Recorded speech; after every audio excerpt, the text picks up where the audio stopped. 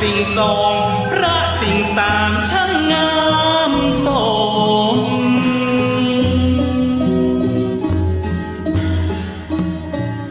พระเจ้าตันใจได้พรอุดมสวัสดีมงคล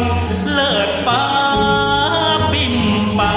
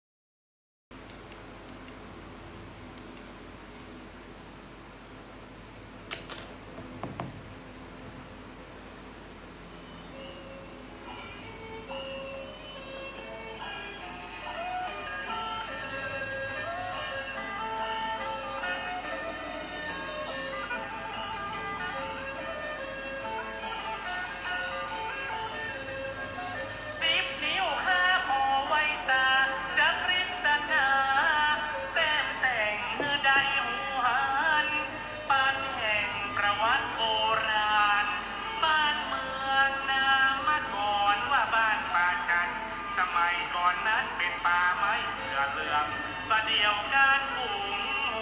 เฮืองวัดว่าน้องเรืองศีลธรรมหลักเลิศ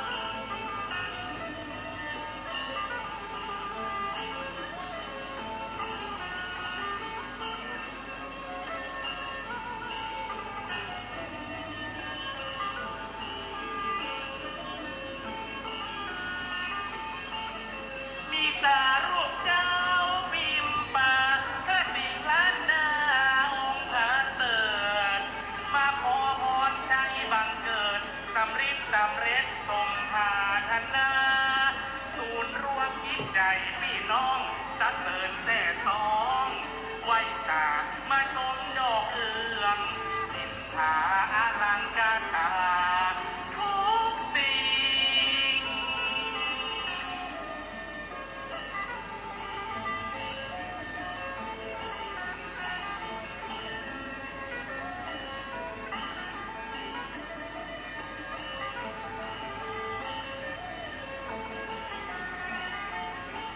ทินมาเจ้าโอ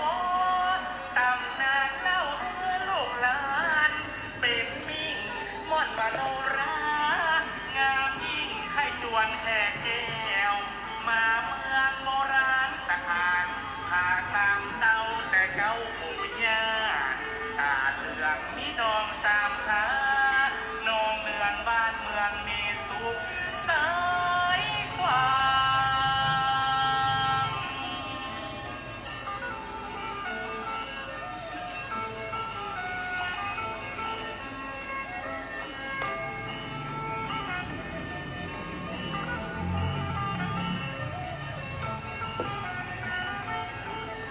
มีอ่างเก็บน้ำไว้พักผ่อนหย่อนใจเดินไปแอวไหนป่ากว้างมีธรรมชาติสาวว่างดอกไม้พันไม้นาเป็นที่ท่องเที่ยวเวียงกาหลงดำรงพระศาสนาทันทุบำรุงวัดว่าศรัทธาชาวบ้านป่าจาน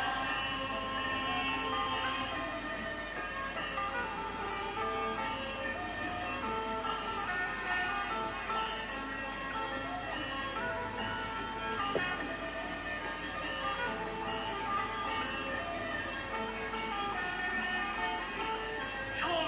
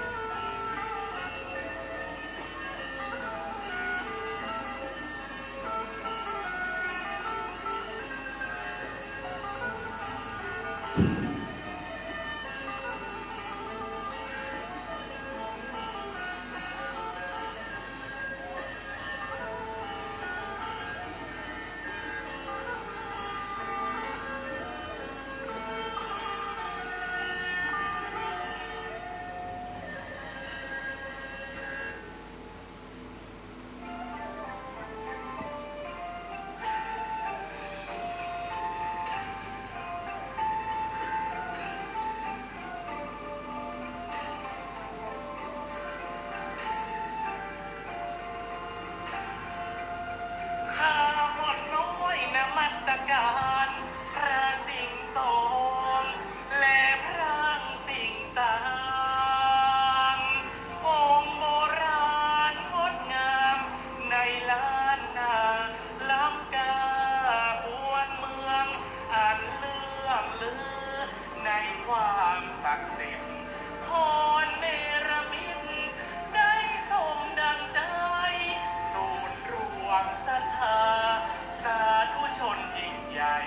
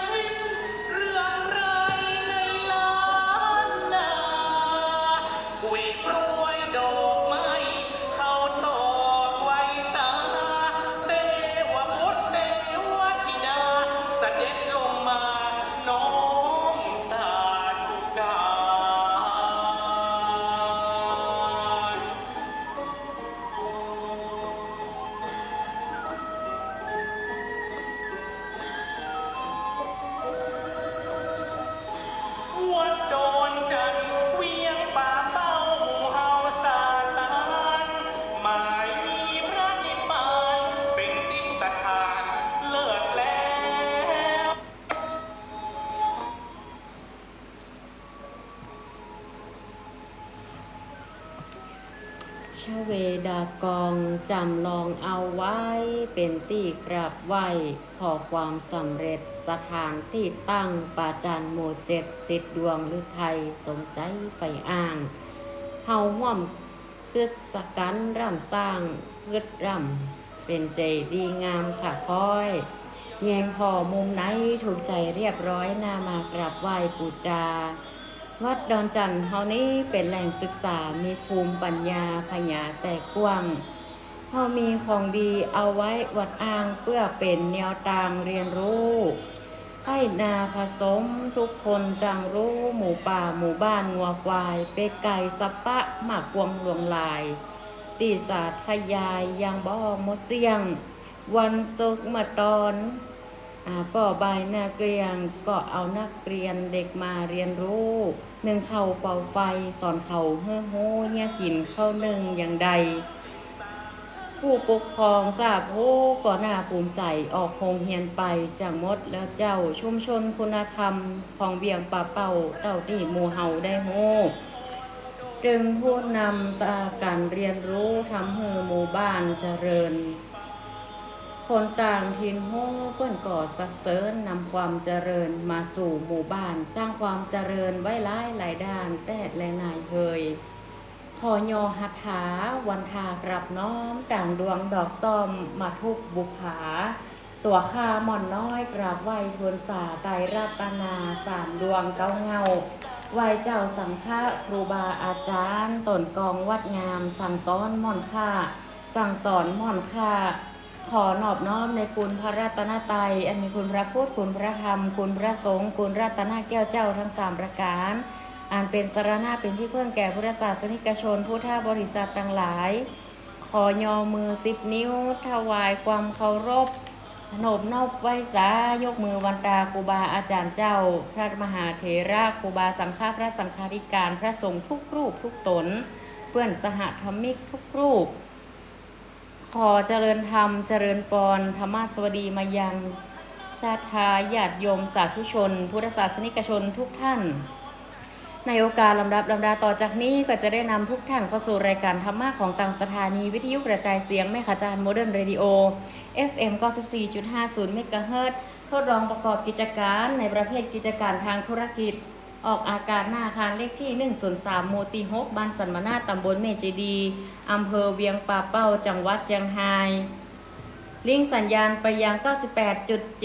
98.75 เมกะเฮิรตซ์วัดห้วยตองซักเรดิโออำเภอจอมตองจังหวัดเชียงใหม่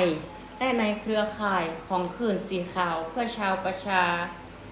ศรัทธาญาติโยมสาธุชนทุกท่านปะอุ้ยแม่ปุ้ยลุงป้าน้าอาศรัทธาทั้งหลายที่ได้ติดตามรายการธรรมะบันเทิงใจอยู่ณขณะนี้ที่ได้รับสัญญาณที่ได้ฟังจากบ้านฟังจากที่ทำงานฟังจากที่ให้นาสวนหรือพี่เข้าบ้านเข้าจองเปิดฟังกันมานี่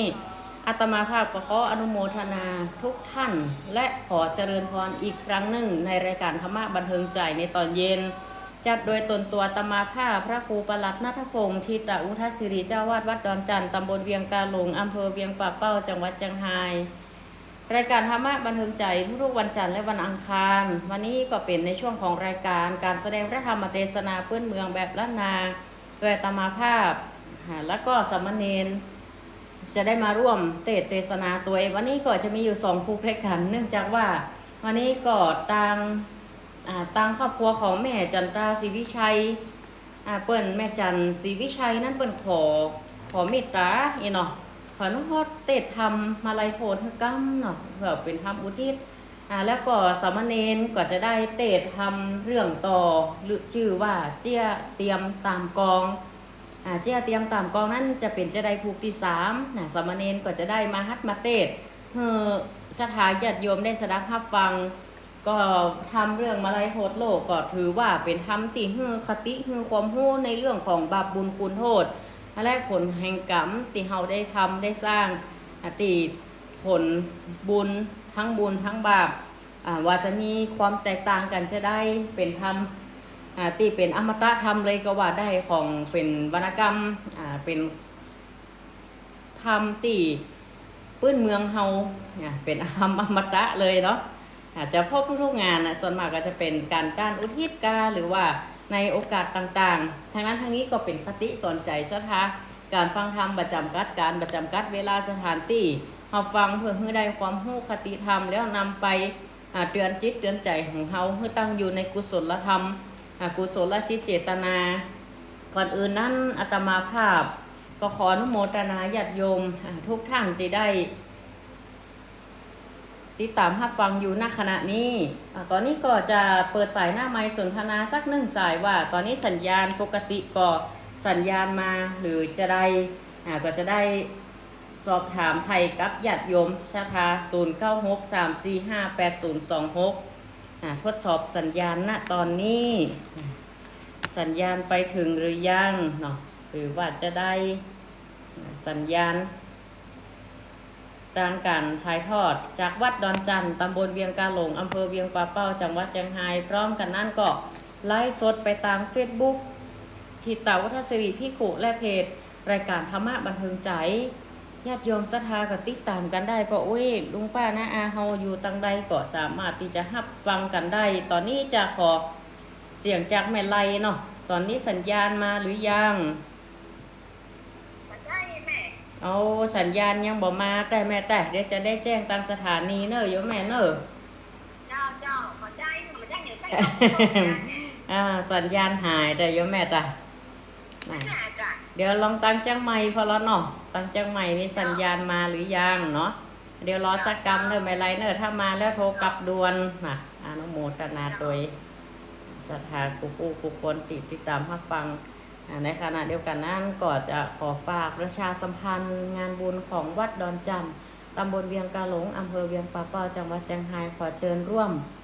ทำบุญเนื่องในงานเชิญร่วมงานบุญประจำปีประเวณีออกพรรษาวันทาพระธาตุเจ้าเจดีย์ส่งน้ำพระธาตุเจดีย์ชเวดากองจำลองในวันอาทิตย์ที่ 27 ตุลาคม 2567 ประจำปีณวัดดอนจันทร์ตำบลเวียงกาหลงอำเภอเวียงป่าเป้าจังหวัดเชียงรายซึ่งก็พิธีนั้นมีอยู่สองภาคด้วยกันภาคเจ้าเวลา 9 นาฬิกาเป็นต้นไปก็จะมีพิธีสวดเจริญพระพุทธมนต์ถวายตาลต้นเงินและส่งน้ำพระธาตุและเวลา 11 นาฬิกาถวายภัตตาหารเพลแด่พระสงฆ์สามเณรญาติโยมรับประทานอาหารร่วมกันแบบโรงทานและภาคบ่ายเวลา 13 นาฬิกาเป็นต้นไปร่วมจัดขบวนแห่ผ้ากฐินพร้อมกับผ้าห่มพระธาตุหลังจากนั้นเราก็จะได้ร่วมกันห่มผ้าพระธาตุและก็ร่วมกันประกอบพิธีถวายผ้ากฐินกวาดน้ำ5 ปอนก็เป็นอันเสร็จพิธี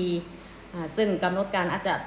เปลี่ยนแปลงไปพ้องตามกำหนดการตามความเหมาะสมทางนั้นทางนี้ก็จะบ่ให้เกินเวลาบ่าย 3จึงเจริญปอนบอกบุญมายังศรัทธาญาติโยมท่านทั้งหลายที่ได้ติดตามรับฟังอยู่ณขณะนี้สามารถที่จะคอมเมนต์ในเพจหรือว่า Facebook ของทิตาอุทัศิริที่ได้เผยแพร่ณขณะนี้ถ่ายทอดสดจากวัดดอนจันทร์อยู่ณขณะนี้โดยศรัทธาญาติโยมติดตามรับฟังกันผ่านตั้งใดวันนี้ก็จะได้นำพระธรรมเทศนาเรื่องมาลัยโพธิ์และก็เจี้ยเตรียมตามกองถ้าเวลาตันเนาะก็จะได้ทดสอบสัญญาณกับศรัทธาญาติโยมเฮาว่ารับฟังกันตั้งใดก็จะได้เทศนาธรรมตอนนี้ก็รอรับสัญญาณตังเวียงป่าเป้าเฮาเนาะก็รออีกสักครู่เนาะ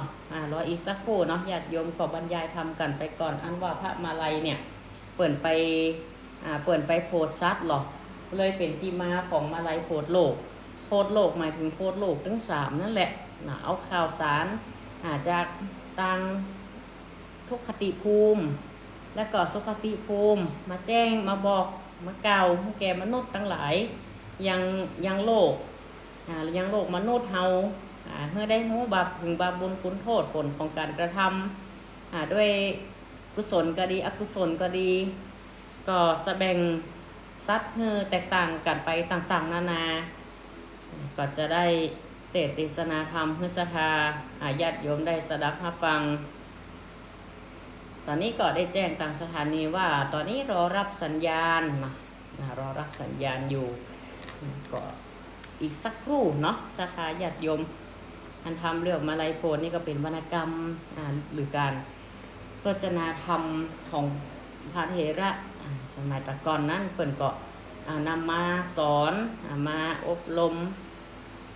เพื่อกับญาติโยมศรัทธาญาติโยมศรัทธาได้ติดตามรับฟังโอ้ตอนนี้สถานีปิดรออีกสักครู่หนึ่งศรัทธาหนึ่งญาติโยมเฮาโอ้เพราะเครื่องเสียวะศรัทธาเครื่องมันเสียก็อาจจะได้เอาไป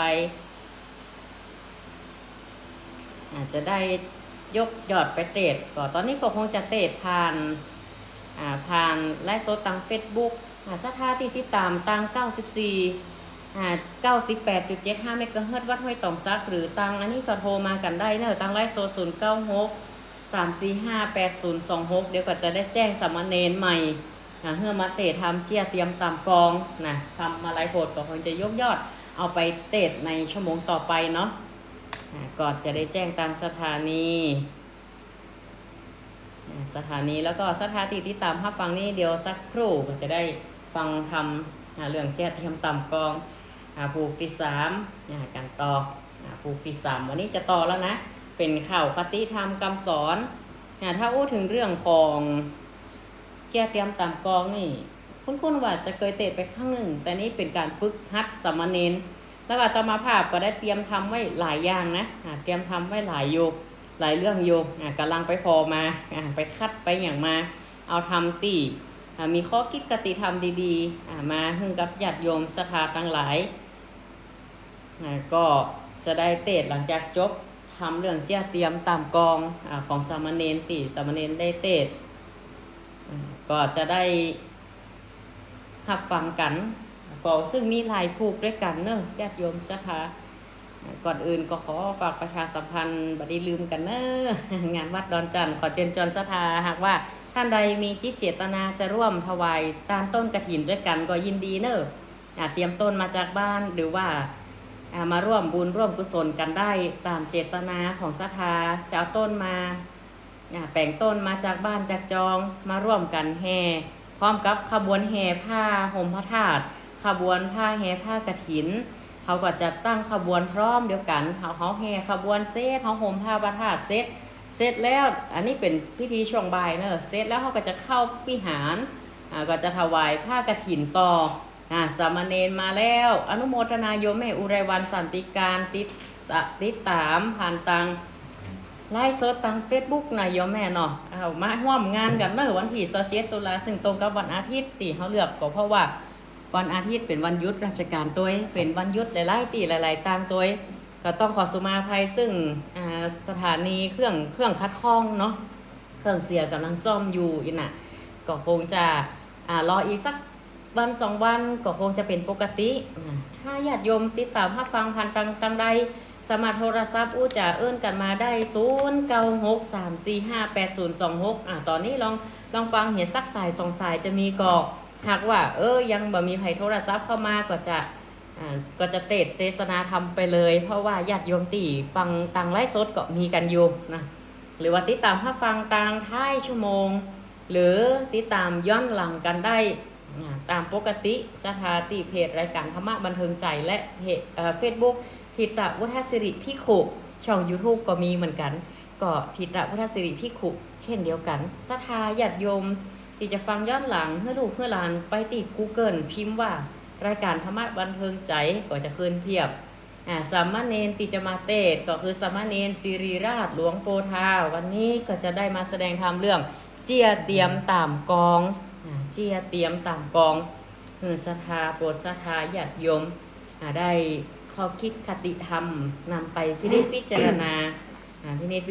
นำไปปฏิบัติใช้ในชีวิตประจำวันรู้ผิดชอบชั่วดีรู้จักในการสอนตีเขาได้ข้อคิดจากในธรรมมาการแสดงธรรมใดๆก็ตามจะบอก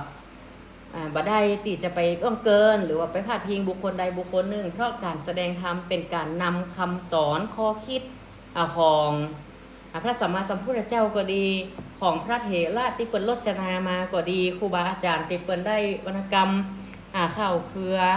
หรือแม้แต่คำสอนมาสอนเนี่ยก็ต้องเข้าใจเนาะว่าพระธรรมเทศนาแต่ละครูเหมือนศรัทธาไปฟังธรรมกลางภาษาอ่ะก็จะมีการแต่งสอดแทรกความเป็นอยู่ของสอดแทรกความข้อคิดของคนบักเก่าของมันจะสอนไปห้าเนาะนะเป็นก็จะสอนไปยังกับว่ายกตัวอย่างกรรมบักเก่าบนว่าได้พ่องมันมีกรรมบักเก่าหลายอย่างเนาะ โอ้น่ากลัวครับ นัก คือ หลายยกในธรรมนี่ก็มีหลายเนาะนะก็ยังว่าบัดนี้เหยียบเรือสองแคมเนี่ยเนาะอย่างก็น้ำนองซ้อนสองแจ้งลม มีหนึ่งแล้วมีแอมแบบสองคิงน้ำนองซ้อนสองแจ้งลมอันนี้ก็มีหรอกนี่ก็มีในคำสอนหรอกก็มีคำสอนหลายอย่างเนาะตอนนี้ก็จะได้ให้สามเณรเตศเพื่อเป็นการรักษาเวลาเตศทำไปเนอร์ตอนนี้สถาก็ตั้งใจรับฟังธรรมะการเตศปื้นเมืองต่อ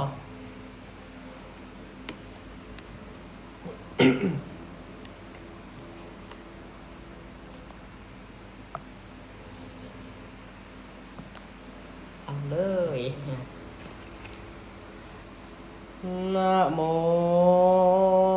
ตัสสะภะคะวะโตอะระหะโตสัมมาสัมพุทธัสสะ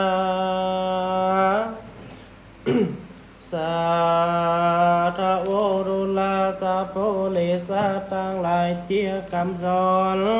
อันนี้เป็นนักปราชญ์เจ้าแต่โบราณนากิตตินาเตรียมไว้ผู้มีปัญญาเปิงหูดังนี้เด็ดเตอกันว่าใจยะมังหาเสนาล่ำเปิงแล้วก็แต้มลายสารลายมือไว้พัญญาพอใจยังเสนาผู้แกว่นรีบแล่นไปไว้ในลาดสารนั่นไขบอกกล่าวว่าข้าแด่ตันเต้าเจ้าโอ้เป็นเก้าผาปลาผู้ข้าใจยะเสนาขอถวายไว้สาพระบาทเป็นดังใจข้าน้อยนาดไปต่างพญาบัดนี้ได้ซึกมามวลหมู่ก็นำมาโยใต้ตีนใต้มือขอย้อนบุญสมปานแห่งพระเจ้าหักษาคาก็จักนำมายังจางมาค่าเงินค่ายิงใจตั้งไหลละเข้าของสามปฏิมวลมากเพื่อจักนำมาฝากเป็นปัญาการแต่ตนผู้บ้านเป็นเจ้าพระเจ้าเสียงบัดนี้ก็ได้มาหอดขอบเขตกันท่าสีมาอันว่าในลาตีเคินวันตีข้ามาลอดข้าก็ได้หันยังนี้ลามีผันไปว่ายังมีลาจะสีตัวหนึ่งใหญ่มากล่ำอยู่ในเถืองธรรมคูหาตีกลางดงคำป่าไม้มาด้วยลำดับบ้านเมืองน้อยใหญ่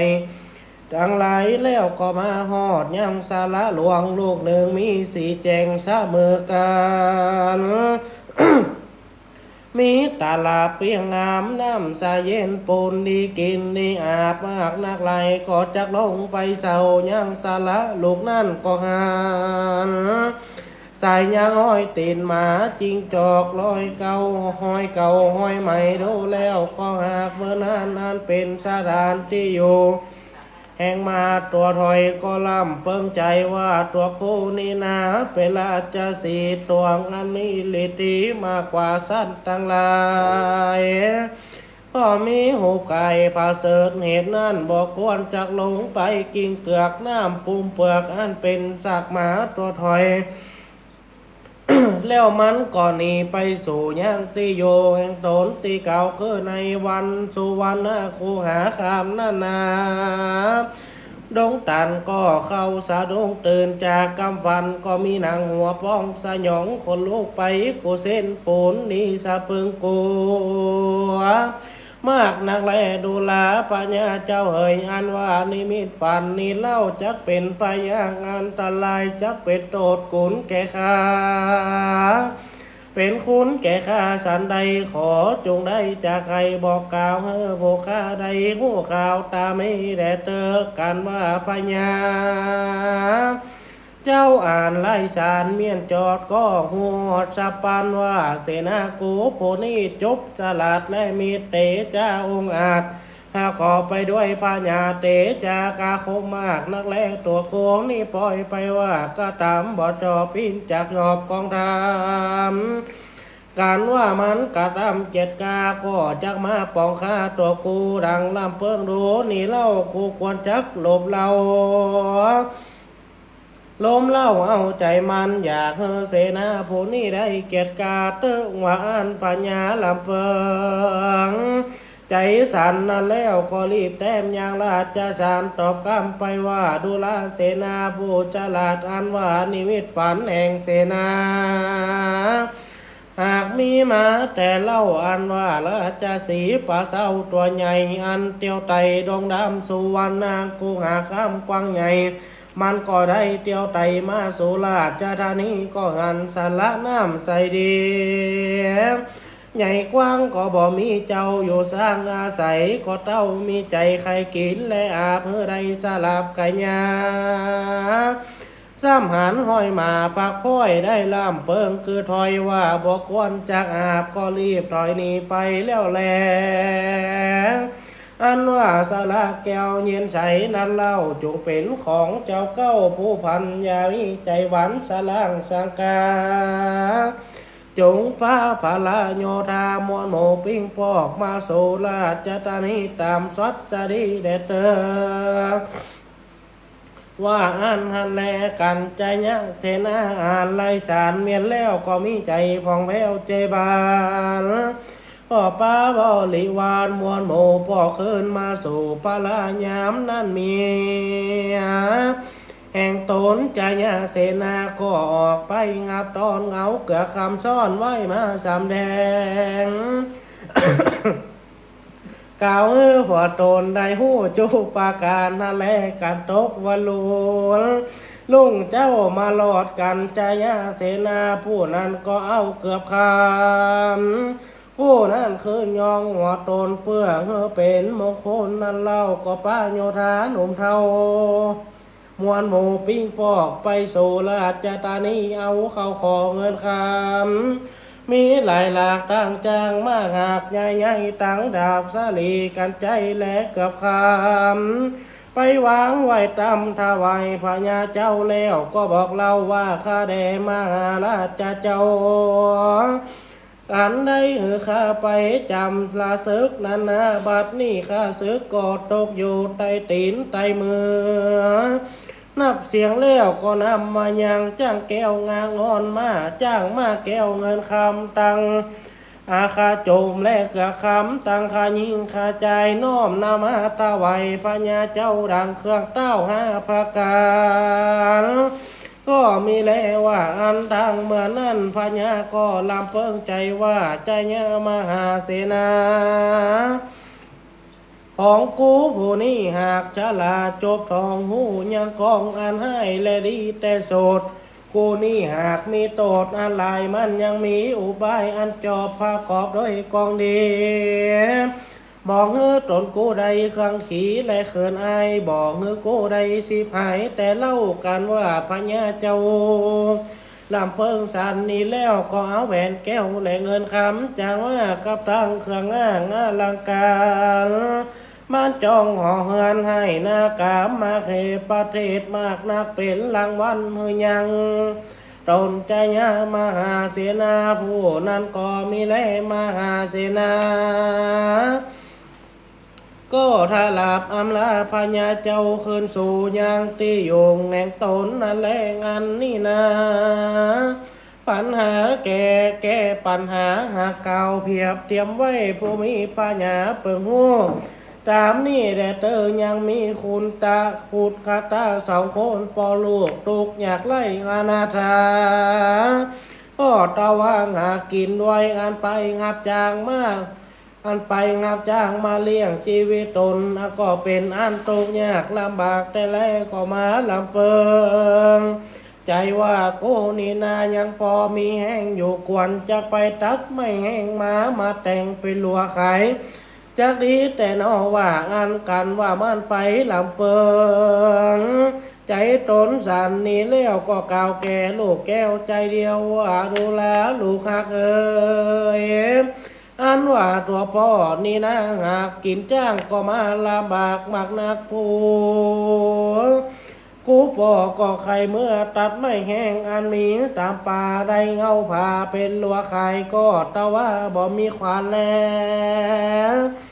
จักไปเอายางขวานตีได้มานั่นจ้าเมื่อนั่นลูกใจก็ขานว่าพี่แลดังมีอันค่าก็จักไปยืมขวานที่มาหาเศรษฐีมาฮือพ่อแล้วว่าอ่านกันว่าลูกมาว่าแล้วก็ไปยืมเอาขวานแก้วมาหาเศรษฐีมาฮือพ่อตนจะแลกกันว่าใจ ผู้เป็นพ่อได้ขวานแล้วเล่าก็เข้าไปป่าเศร้าดงดันเอาอย่างป่าดงตันก็ตัดฟันต้นไม้ลมเต้าแล้วอยากตัดเก้าและไปพอจวนมือคำเสียแล้วมันก็กลับคืนมาสูงเงื่อนแห่งตนนั่นแหละตีนั่นยังมียังกวางตัวหนึ่งมันไปแสวงหากินตามป่าไม่ก็มาจวนแจ้งเสียตีงานมันก็หลวดนอนลี่อยู่ตีคู่ไม้งานและตกวาลุนหกเจ้าจายาขุดตาเจ้านั้นเล่าก็แบกขวานมาเพื่อจักตัดไม้อันนี้ลงเต้าวันว่ามันก็ไปหันไปมายังขวานเล่มนั่นก็ลุดถอดออกน้ำไปอันขวานใจก็หลวดเข้าไปในต้องกวางตัวนั่นมันก็ได้รับความเจ็บปวดเหลือหลายมันก็รีบแล่นลวดหนีเข้าป่าผู้ร้อยงานแลใจยาคุดแต่นั่นก็บ่จ้างจากเงี้ยสันได้มันก็รีบเตี้ยวไตไปสู่ยางตีอยู่เศรษฐีแล้วจากกรรมนี้บอกเราเศรษฐีนั้นเล่าหู้เรื่องเก้าจูประการการว่าเศรษฐีได้หู้ขวานมันหายไปดังอันมันก็คนิ่งใจว่าขวานขี้เมียงของโกแทนนี่จักหาไหนบ่ได้บัดนี้คุณคาตาซ้ำมาเยี่ยคือหายไปสารนี่นอกกูก่อนมีอุบายเงาสั่งสองขาพอลูกมาผูกเป็นขาใจกูเลยว่างานการว่ามาหาเศรษฐีก็ข้านิ่งในใจสารนี่แล้วก็กล่าวกับใจลูกกาตะว่าดูลาตุงกาตะเอ๋ยการมึงได้ยืมเอาขวานกูไปนั่นก็ซ้ำว่าไปเสียหายสันนี่อันว่าขวานเดี๋ยวนี้หากเป็นของเก่าซื้อมาแต่เจนปูเท่าปีตาจะไปหาที่ไหนมาบอกเหมือนตะแลจากเนี้ยดังฮือจาดีนั่นใจยาขุใจตุกกะตะก็กล่าวว่าข้านี่ก็จะของหับจ้างหาเงินคำมาแตนหือแล้วว่าอันส่วนว่าเศรษฐีนั่นก็กล่าวว่าดูลาตุกกะตะเอ๋ยในจัดนี่เต็มว่ามึงไปหาเงินคำมากูถ้าลาว่าสิบต่างจ้างกูก็บอกเอาแม่นว่าจะไปหาเอาขวานใหม่มาได้ลอยเทียนปันเทียนมากูก็บอกเอากันว่าบ่ได้ขวานเทียนเก่าแล้วว่าการว่าเศรษฐีเก่ากำสารนั้นแล้วก็เก่าจักเอาตุกคาถาสองเขือพอลูกมาเป็นข้าใจงาแลเมื่อนาตรงคาถาก็น้อยอกมองใจมากนะก็ตะว่ามีน้ำตาอาบน้ำห้องให้กาแล้วกับคืนมาหาลูกใจตนก็กล่าวว่าลูกได้หูจูปาการฮันแลเมื่อนั่นลูกใจมันก็ได้กล่าวว่าการมีสันนานาพ่อจุงไปทอมหาดูตามห้อยกวางนั่นเติมการว่าไปปากวางตัวนั่นก็ดีบ่ได้ปะเสียก็ดีบ่ได้ขวานคืนมาเต้นางอันข้าผู้เป็นลูกจะไปเป็นข้าใจสอยปาถากยางมาหาเศรษฐีผู้นั่นแต่ตนเดี๋ยวแลขอปอดเจ้าอย่าได้เครื่องใจน้อยใจนักเจนเตอขวานเดียนเดียว บ่ได้ปล่อยว่าจะเข้าสองปอลูกไปเป็นคาใจมันอันนี้ก็หากว่าพิษกองแต่แล้วใจตุกกะตะผู้เป็นป่อก็ไปทอมพอห้อยขวางน้อยตัวนั่นตามในป่าก็เสาะสอดล่าตามหาห้อยปูดอยกันหันใส่ห้อยกวางน้อยตายโยหิมพาลาดมันก็เอามิดมาปาดเถือกไทยได้ควานดามใสอยู่ในต่องกวางแล้วก็รีบละดงขวางบ่จอต่อเต้าลอดบ้านเศรษฐีแล้วไขวัดตีบอกกล่าวว่าข้าได้เอาขวานนั้นเล่าคืนมาแล้วก็จะอำลาคืนโซยังที่โยงแห่งตนก็มีแล้วลำดับทำแต่นั่นไปบ่อนานเต่าใดตุ้งคาตาผู้เข็นใจอยากไล่มันก็ได้เข้าไม่เม็ดใส่มามันก็เอามาคว้าสุกแล้วหอมมากนักแลยามหน้าลูกเศรษฐีก็มาเล่มจิ้มกันกับลูกตุ้งคาตาก็ได้เอาเข้าครัวงานหอมมาสู่กันกินกันว่าลูกเศรษฐีได้กินเขาครัวอันหอมนั้นนะมันก็กินพออิ่มก็ไปส่งฮะตนก็ลบเล่าเฮ้อพ่อแม่สองเฮ้อกินอยู่ใจงานแลงานว่าสองเศรษฐีพ่อแม่นั้นก็เอาเข้ามาควงเฮ้อกินลูกเศรษฐีมันก็บ่ยอมจะกินเหตุว่าข้าวมันบ่หอมมันก็ห้องไงเฮ้อพ่อแม่ไปหาอยู่แล้วก็กินเกือกไปมาก็ไก่ขี้ยาลบเล่าเฮ้อสองพ่อแม่เจ้าไปยืมเบื้องหม้อตุงกะตางานแลเมื่อเศรษฐีสองนั้นก็ไปยืมเบื้องผักหม้อตุงกะตาผู้นั่นเล่าก็เอามาคั่วยังเข้าเฮ้อลูกตนกินนั่นแลยังมีในวันหนึ่งเปียเศรษฐีพงจะคั่วเข้าคั่วอันว่าเพื่องผักหม้อนั้นก็หลุดมือตกแตกไปงานแลเศรษฐีก็เอาหม้ออันใหม่ใส่งามมากนักแลไปแตนสายเงือตุกขตะยามนั่นล่ะ ทุกขตะก็บ่ยอมเก่ากำว่ากันบ่ได้ยังเบื้องผักหม้อเก่าขอคาก็บ่เอาแม่นว่าจะหาหม้อใหม่อันใหญ่อันงามเพียงใดห้อยลูกปันลูกข้าก็บ่ยอมเอาเหตุใดจ้านั่นเล่าก็เมื่อข้ายืมขวานเศรษฐีไปหายเสียนั่นข้าขอแล้วว่างานจึงบ่ได้เป็นข้าใจเศรษฐีแลบัดนี้เศรษฐีเนี่ยคือหม้อข้าแตกไปสันนี่กันว่าบ่ได้ผักหม้ออันเก่ามาคือข้าก็จักเอาเศรษฐี ทั้งสองผัวเมียมาเป็นข้าใจแห่งเพื่อข้าทั้งสองพ่อลูกจะแลว่างานยามนั้นเศรษฐีทั้งสองผัวเมียกันได้ยินกำตุกตะกล่าวสันนั้นแล้วก็พากันเกียดมากกว่าตุงกตะขี่ไล่ตุกอยากอันจะกินจากนุ่งก็ยังบ่มีปล่อยว่ามาดูแควนกูแต่หนอว่างานแล้วมันก็ยกมือไหว้สายังพญาวิเตงหาอันเป็นข้าเจ้าเมืองก็กล่าวเฮือพญาหูจูปาการนั่นแลการว่าพญาได้ยิน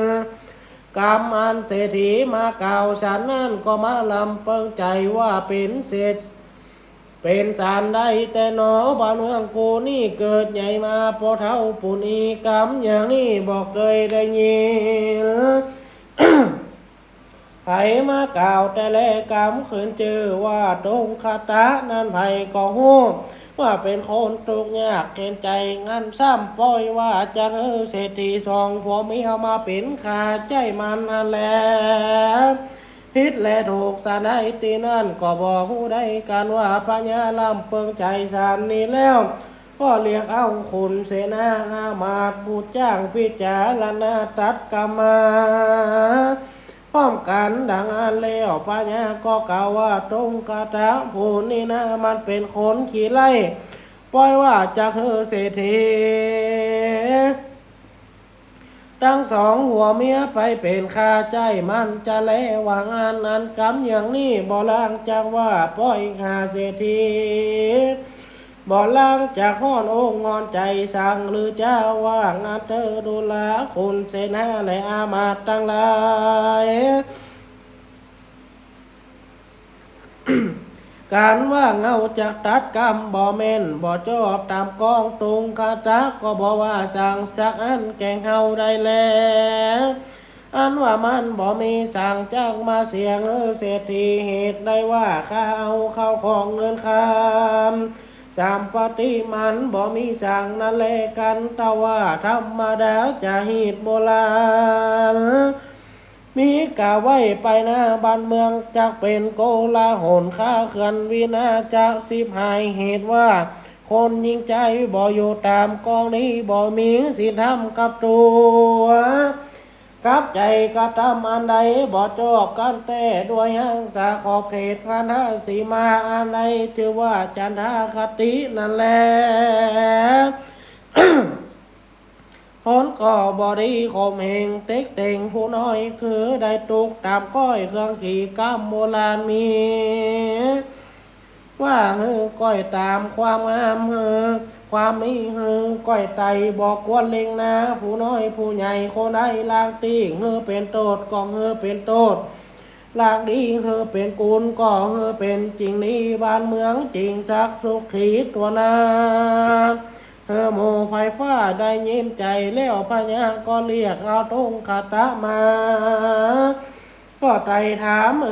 ความแต่เก้าเรื่องไปฮะแลงานว่าตรงคาตะนั้นเล่ากันปัญญาเจ้าได้จะรามก็ไขกาวงามบอกจี้ว่ากามเยืองนี่นางหากเป็นเศรษฐีหากแต่งแปลงควันเว้นไว้แต่เก้าหัวตีมาก่อนขวานเทียนเดียวเต้มันพ้อยจะเอาคาสองปอลูกไปเป็นคาใจ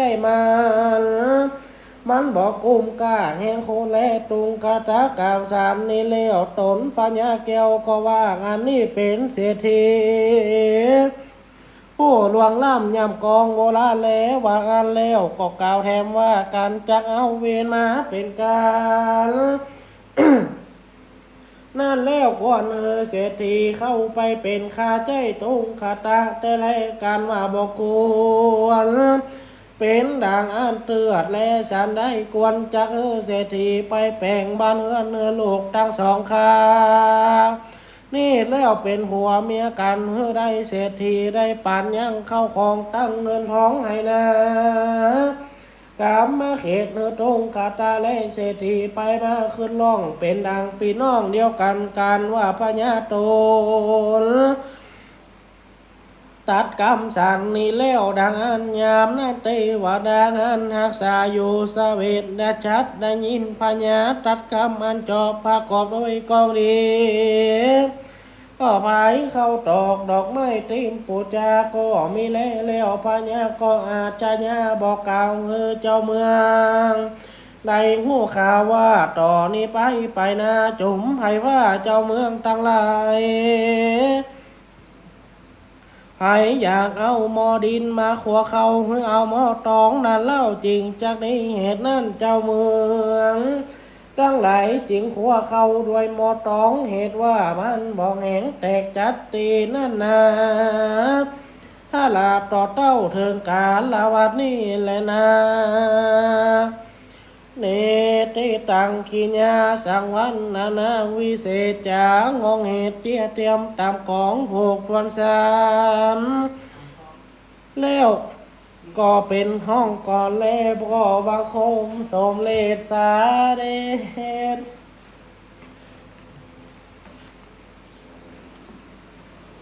สำหรับพระธรรมเทศนาก็จบลงไปนะสถาญาติโยมเดี๋ยวช่วงที่2ให้สามเณรมาสรุปธรรมในช่วงที่2ให้สถาญาติโยมได้ติดตามรับฟังในช่วงที่2ของรายการธรรมะบันเทิงใจเดี๋ยวก็จะให้สามเณรสรุปในช่วงที่2คือขณะนี้ก็การแสดงธรรมก็จบไปก็ว่าจะสรุปเนี่ยสักเล็กสักน้อยเอาสักน้อยกันบ่เดี๋ยวมาติดตามตอนที่2เนาะ2เรื่องพอดี2เรื่องพอดีเนาะมาถึงทำผูกนี่ผูกที่3นะครับก็ต่อจากเรื่องที่แล้วเนาะว่าอันตนพญานี่ไปหันใส่เมีย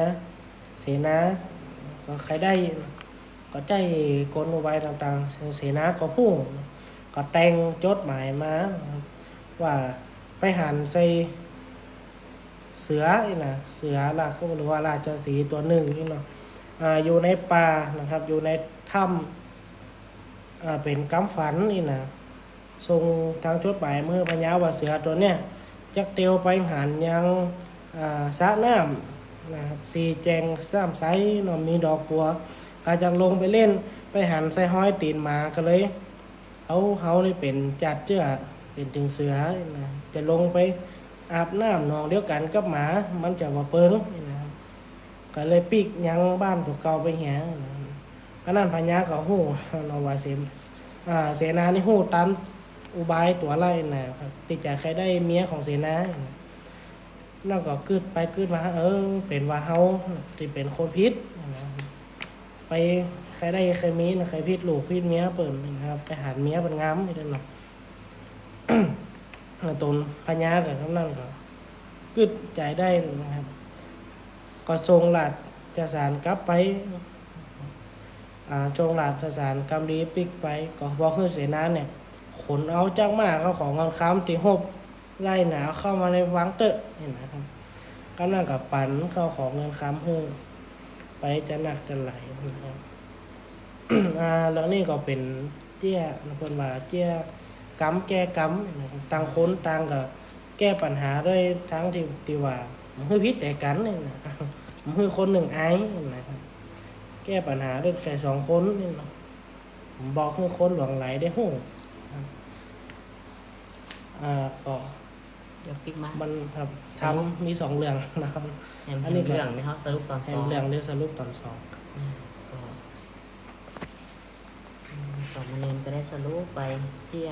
เรื่องครูปีสามนี้เป็นยกเอาเรื่องเล่า ครับ มีอยู่สองเรื่องด้วยกัน สองเรื่อง เรื่องแรกผ่านไป เดี๋ยวมีแฮมเรื่องอยู่สภาก็เตรียมฟัง จะได้สรุปตอนช่วงที่สองแล้วก็เปิดสายหน้าไม้สนทนาธรรมะเอาแต่ที่นี่คำก่อนที่จะเข้ารายการนี่ก็มีคนแต่งมีปราชญ์ชาวบ้านปนน้อยปนหนานปนแต่งไว้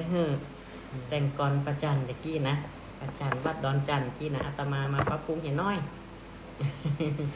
เอามาปรับปรุงเห็นน้อยก็เป็นใจตัวย่อว่าสอสลีโฮ ปันในร้านมาตรงมาเปิดแต่งเดี๋ยว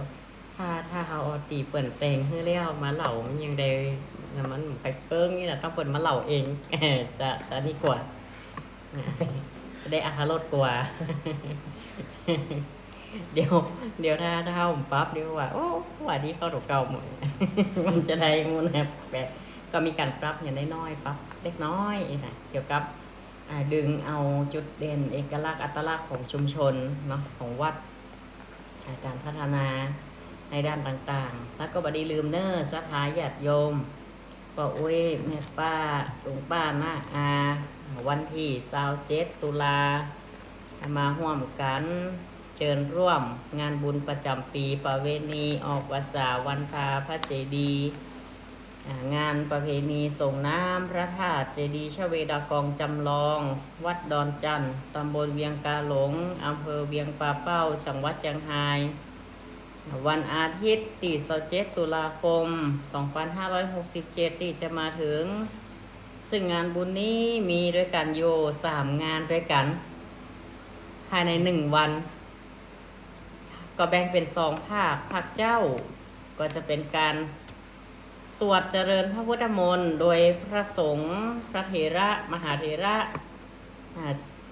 ที่ได้อาราธนานิมนต์ก็จะได้สวดเจริญพระพุทธมนต์เพื่อความเป็นสิริมงคลและประกอบพิธีส่งน้ำพระธาตุศรัทธาบ้านประจันเฮาก็จะตามต้นเงินนะเป็นการต้านประจำปีโดยรถส่งน้ำพระธาตุโดยในช่วงก่อนบ่ายกินข้าวน้ำกระตอนอย่างกันแล้วเสียทรัพย์กินน้ำสำราญกันเรียบร้อยดีละบ่เนาะบ่ายโมงเขาก็ตั้งขบวนพิธีแห่พาห่มพระธาตุแห่พาห่มพระธาตุพร้อมกับขบวนแห่ผ้ากฐิน ตีจะได้ตอดวันที่27ตุลาในภาคบ่ายนี่ก็การประเพณีห่มผ้าพระธาตุเขาห่มผ้าเซตผ้าพระธาตุเซตแล้วก็จะตอดกฐินในวิหารประกอบพิธีในวิหารก็จะเป็นพิธีสำเร็จสมบูรณ์1วันมีด้วยกันอยู่3งานด้วยกันได้อานิสงส์ได้บุญด้วยกันสถาหากว่าท่านใดมีจิตเจตนาจะร่วมบุญกฐินก็ตั้งต้นจากบ้านศรัทธามายังปัจจัยเขาสมมติว่าศรัทธาญาติโยมต่างบ้านต่างจองเนาะญาติโยมเพื่อนสีเขาจะร่วมทำบุญในงานกฐินกันมีส่วนร่วมเราต้นมาก็ลูกบ้านหรือว่าเป็นยอดปัจจัยมาร่วมกันทำบุญก็ได้หรือมีจิตเจตนาจะรับร่วมเป็นเจ้าภาพถวายพระสงฆ์รูปละ 1,000 บาทและลงทานก็ติดต่อมาได้ที่เบอร์โทรศัพท์รายการธรรมะบันเทิงใจ0963458026หรือเบอร์โทรส่วนตัวอาตมาภาพพระครูประหลัดรัตพงษ์ที่ตาวุฒศิริ0861914976 หรือตักการตั้งเฟซตั้งไลน์เอาตามสะดวกศรัทธาญาติโยมที่ได้ติดตามรายการธรรมะบันเทิงใจเพราะว่างานนี้ก็ใกล้เข้ามาแล้วออกวาสาวันที่17จากท่านไปแห่ง10 วันหลังออกวาสาเป็น10 วันก็จะเป็นวันทรงน้ำพระธาตุที่เขายึดเอาวันอาทิตย์กับเท่าว่าอย่างเพราะหน่วยงานราชการศรัทธาญาติโยมชาวบ้านนักเรียนอย่างกดก็ได้มาห่วมกันหมดนี่นะมั่นใจหากันบ่ได้ยึดเอาเป็น9 เป็ง 8 เป็ง 7 เป็งเพราะว่าญาติโยมเฮามีทั่วสารทิศที่ได้มาห่วมกันขึ้นกันสร้างพระธาตุองค์นี้ตั้งแต่เฮาได้วางศิลาฤกษ์มานึกถึงบุญที่เฮาได้มาช่วยกันกำดินกีก็ดีมาเคลียร์ดินเคลียร์อย่างก็ดีได้ยิบได้จับไปช่วยกันแต่งพระธาตุได้มาบรรจุพระธาตุบรรจุวัตถุมงคลจนถึงยกชัดปล่อยหลวงเรียบร้อยเฮาก็ปั่นใจหาญาติโยมตั้งหลายตัวก็ถ้าหากว่าเขายึดเอา7 เป็ง 8 เป็ง 6 เป็งแต่ละตำบลก็ตอนนี้แต่ละวัดก็มีพระธาตุเหมือนกันเนาะก็จะปั่นใจให้ศรัทธาญาติโยมเขาด้วยก็แม่ลุงป้านาอาติอยู่ต่างจังหวัดก็ดีต่างอำเภอจังแต่ต่างหนก็ได้มามาหันมาร่วมงานร่วมบุญก็จะได้บอกบุญเนิ่นๆให้กับญาติโยมได้เตรียมตัวเขาจะได้ส่งน้ำพระธาตุปีในก่อน1 ครั้งพร้อมกับปีนี้เขามีกฐินตัวเป็นกฐินสามัคคีตามต้นเงินของคณะศรัทธาวัดดอนจันทร์เฮาภาคเจ้าเฮาส่งน้ำพระธาตุแล้วหรอส่งน้ำเสียเขาก็ห่มผ้าเมตอนก็ดีศรัทธาญาติโยมเอาเกาะกระชับเวลาเนาะก็เลิกคำล่ำไปเพราะว่าทำป้าฝนบดเดียวมันเนาะก็จะเซตเวลาให้ญาติโยมบ่ให้มันยืดเยื้อเกิดไปก็ขอพักเบรกรายการไว้เพียงเต้าอี้ก่อนเนอะศรัทธาเดี๋ยวกลับมาติดตามกันต่อในช่วงที่2เวลา 19:30 นาทีพักเบรกรายการหรือว่าญาติโยมตอนนี้ก็จะทักทายสนทนาธรรมะก็ได้เนอะเบอร์โทรศัพท์0963458026หรือว่าตั้งการตั้งเฟซตั้งไลน์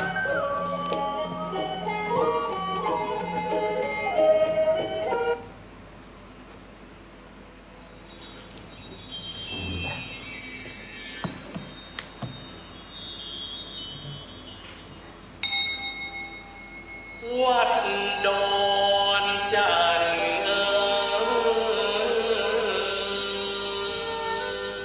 ตำบลเวียงกาหลงอำเภอเวียงป่าเป้าเมืองมาพระครูประหลัดนัทพงษ์ทิตาพุทธศิริสานสาเสกสรร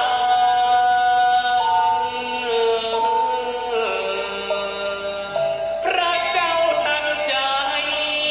มหาจักรพรรดิสวัสดิมงคลสารูปิมปาเป็นมิง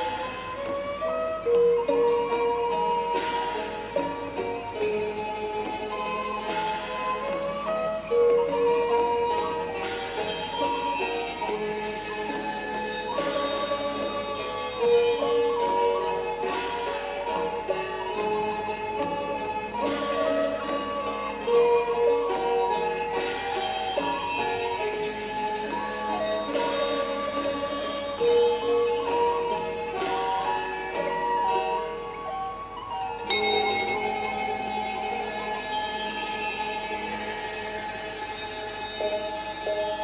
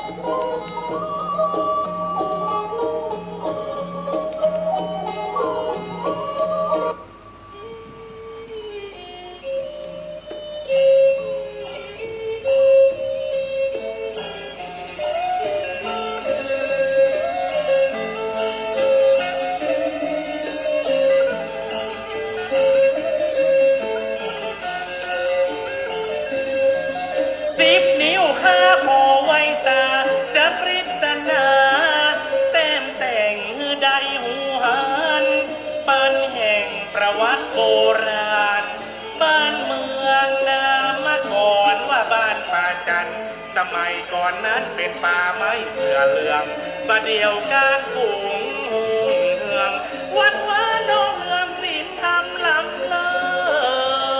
ศ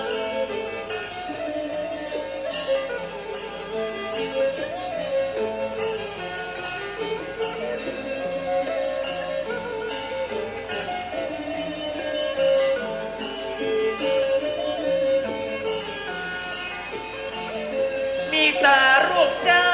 บิมบาพระสิงห์ล้านนาองค์พระเติดมาขอพรชัยบังเกิดสำริดสำเร็จสมภาธนาศูนย์รวมจิตใจพี่น้องสักเกินแท่สองไว้สามาชมดอกเอืองสินผาอลังการตาทุกสิ่ง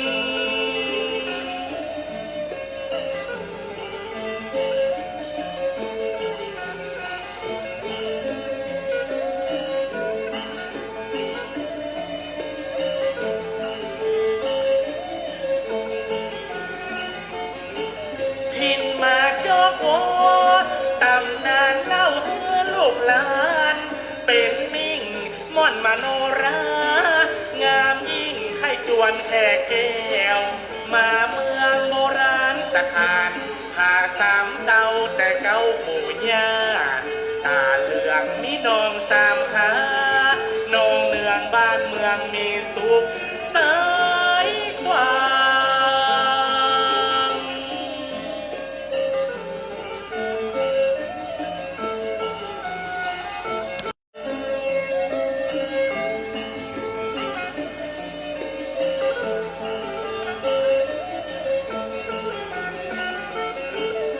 มีอ่างเก็บน้ำไว้พักผ่อนหย่อนใจเดินไปแอวน้อยป่ากว้างมีธรรมชาติสาว่างดอกไม้พันไม้น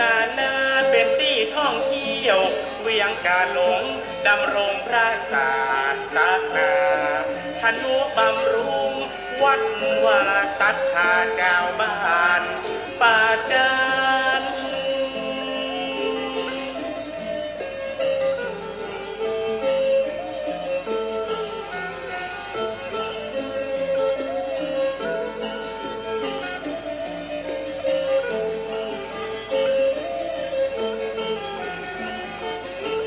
ชุมชนมีคุ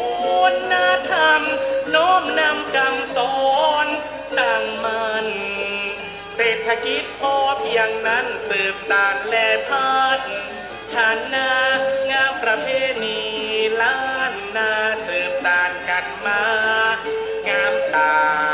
น้ำห้วยไหลรินพาลาชื่นชมอุราล้ำเลิศ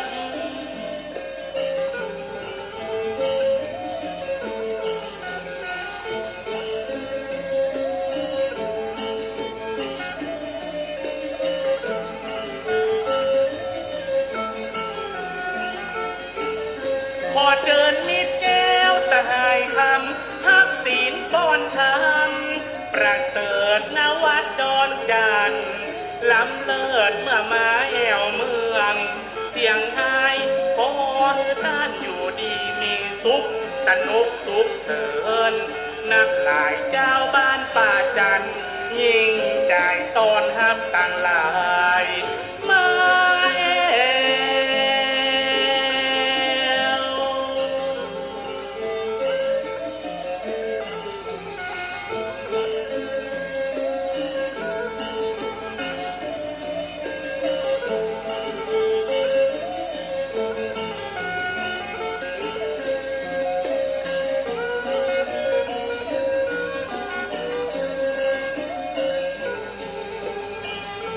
พ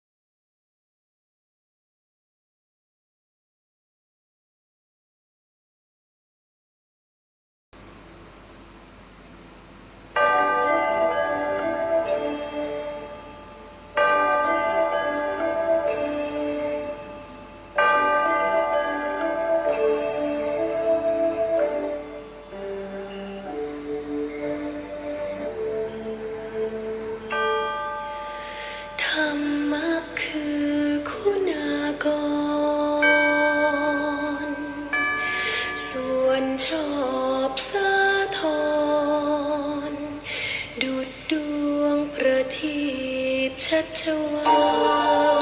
นแห่งองค์พระศาสดาจารย์ทรงสัตย์สันดา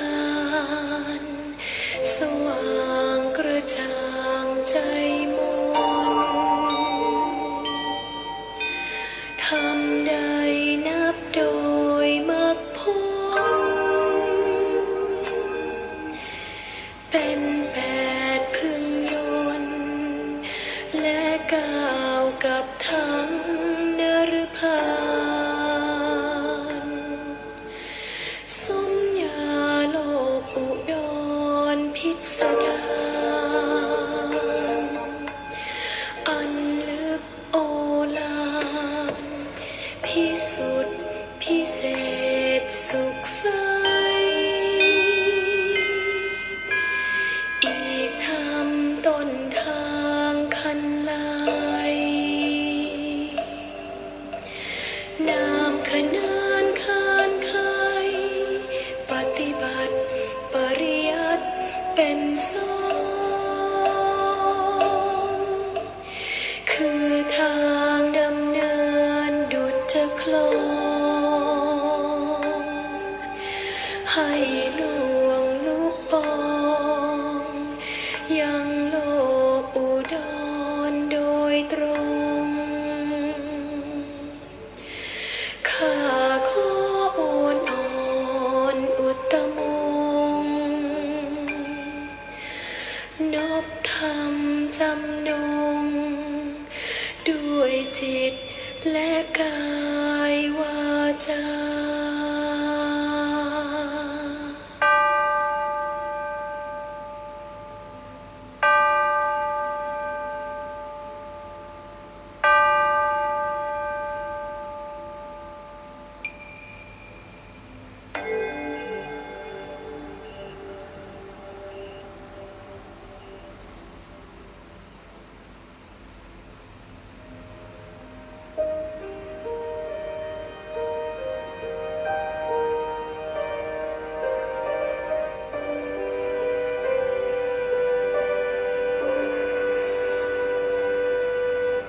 ทรงได้สาวกศาสดารับปฏิบัติมา แต่องค์สมเด็จพระขวันเห็นแจ้งจตุสัจเสร็จบันรู้ทางที่อัน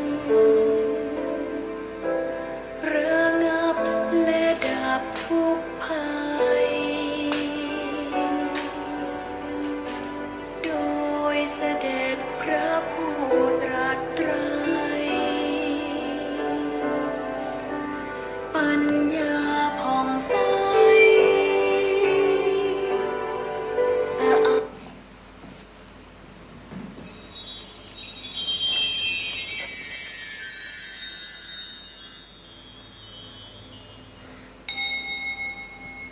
วัดดอนจันทร์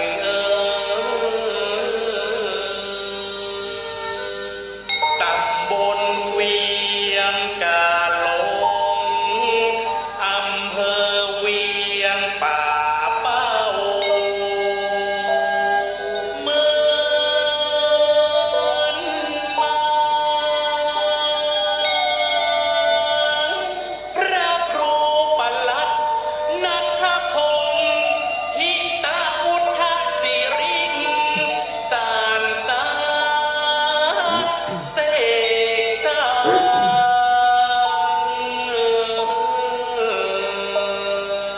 พระเจ้าตั้งใจมหาจักรพรรดิสวัสดิมงคลสารูปิมปาเป็นมิง พระสิ่งสองพระสิ่งสามแลพุทธสถานพาสร้างเศร้างามสว่างอวดอ้าง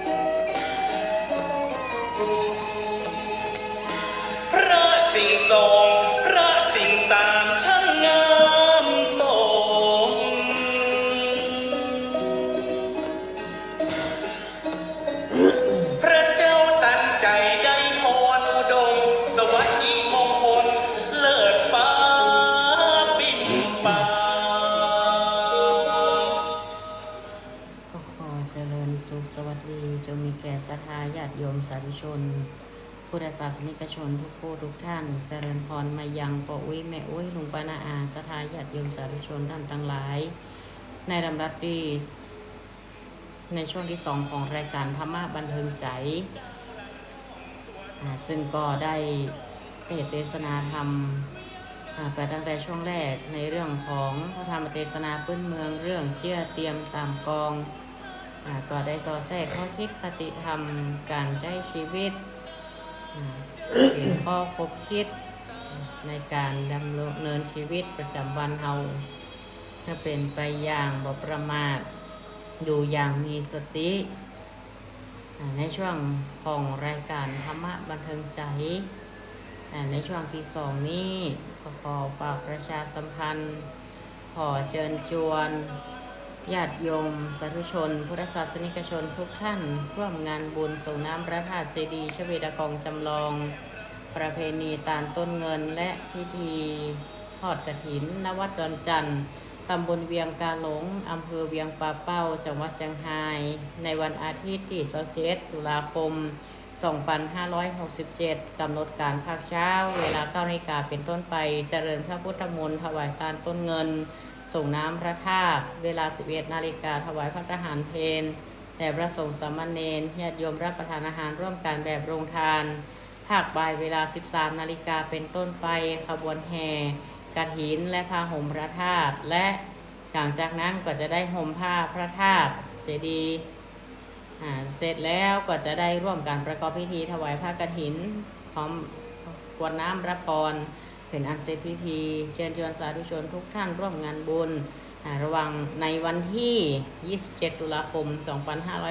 2567 ผู้มีจิตเจตนาร่วมถวายปัจจัยพระสงฆ์ใดที่วัดรูปละ 1,000 บาทหรือเป็นเจ้าภาพโรงทานติดต่อได้ทางวัดดอนจันทร์ตำบลเวียงกาหลงอำเภอเวียงป่าเป้าจังหวัดเชียงรายหรือเบอร์โทรอัตมาภาพ 0861914976 หรือเบอร์ของรายการธรรมะบันเทิงใจ 0963458026 ลำดานี้ก็จะได้ให้สามเณรสิริราชหลวงโพธาสามเณรวัดดอนจันทร์ได้สรุปธรรมบรรยายให้ญาติโยมลุงป้าน้าอาศรัทธาญาติโยมเฮาทั้งหลายที่ได้ติดตามรับฟังผ่านรายการธรรมะบันเทิงใจในคลื่นสีขาวเพื่อชาวประชาที่ได้ลิงก์สัญญาณไปยังที่ต่างๆพร้อมด้วยการไลฟ์สดทาง Facebook ที่ตาวุฒศิริภิกขุและเพจรายการธรรมะบันเทิงใจในลำดับโอกาสนี้จะได้ฮือสามเณรสรุปธรรมเรื่องเจียเตรียมตามกองในผูกที่3จะเป็นจะได้ข้อคิดคติธรรมได้สอดแทรกเอาไว้อย่างใดเพื่อนำไปปรับใช้ในชีวิตของเราเอง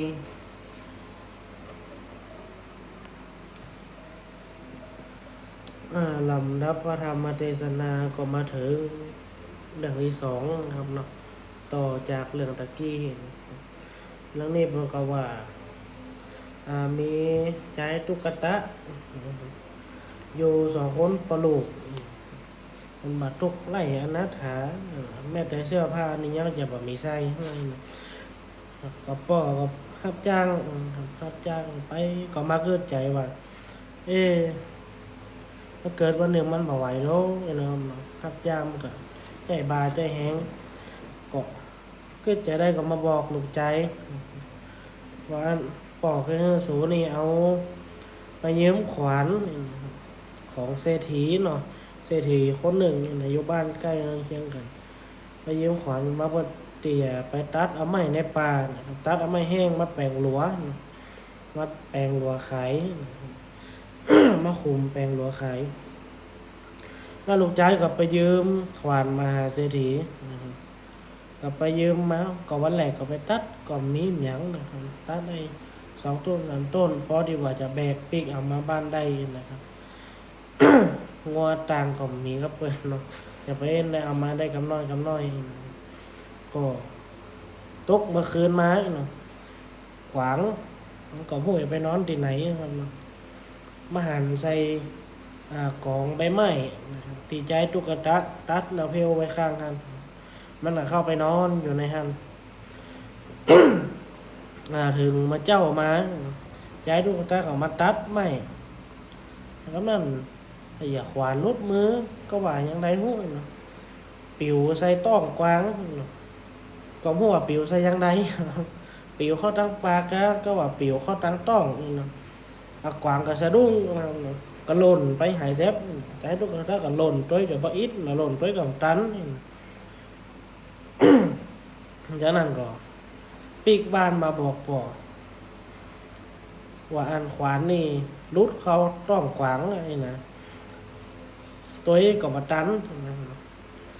หล่นหายแทบไปทางใดเห็นก็โง่ก็นั่นปอก็ไปบอกยังมหาเศรษฐีเนาะนั่นว่าลูกใจลูกเก่าได้เหยียบขวานรุดใช้ต้องกวางหล่นหนีหายแทบไปเหี้ยนะใจเศรษฐีก็ขึ้นไปขึ้นมาเอาละคำนี้กิเลสตัณหาเขาขอบน้ำเขาว่าอันเกิดอุบายดีก้าเอาใจตุกตะกระป๋อนี่มาเป็นขี้ข้ามาเป็นข้าใจในบ้านในเฮือนแต่อย่าดีกาโดดมันเอาขวานไปหายก็แล้วก็บอกยังป่อใจตุกตะว่าขวานนี่เป็นของนั่นของบักเก้าแก่นั่นขวานขี้เมี่ยงได้นี่นะของเก่าของแกไอ้ลูกเป็นของอันปูหยาแต่ใหญ่ เปิดสืบกันมาเป็นเท่าไรเท่าดีแล้วสืบกันมาเบิ้ลสู่ไม่แย่หายอย่างนี้นะว่าจะซอกเล่มใหม่มาเนาะก็ว่าจะซื้อมาเฮ้เป็นร้อยเทียนปันเทียนก็ต้องใครได้นะครับจะเอาอันเก่าเนี่ยเนาะถ้าซอกหามได้เนาะจะเอาสู่สองคนปลูกนะครับสู่สองคนปลูกเนาะมาเป็นที่ค่าเหี้ยนะครับนั่นใจตู้ขัดตาก็เอาละเอาอย่างไรดีนะก็ปรึกษากับปอปรึกษาไปปรึกษากันมาหาว่า